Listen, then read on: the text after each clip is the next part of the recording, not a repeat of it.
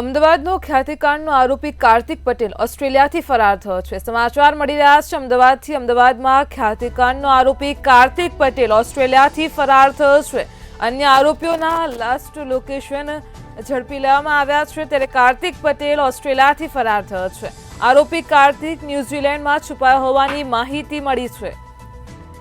CO Chirag રાજપૂતનું છેલ્લું location Jaisalmer આવ્યું હતું।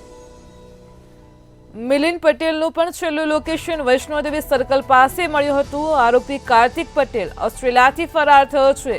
રાજશ્રી કોઠારીનું પણ છેલ્લું લોકેશન અમદાવાદ મળી આવ્યું હતું। ડોક્ટર સંજયનું પણ છેલ્લું લોકેશન રાજકોટ પાસે મળ્યું હતું। તો આરોપી રાહુલનું છેલ્લું લોકેશન રાજસ્થાન મધ્યપ્રદેશની બોર્ડર પાસેથી મળ્યું હતું। આ તમામના લાસ્ટ લોકેશનના આધારે ક્રાઇમ બ્રાન્ચે વધુ તપાસ હાથ ધરી છે। તો મિલિંદ પટેલનું છેલ્લું લોકેશન વૈષ્ણોદેવી સર્કલ પાસે મળ્યું હતું।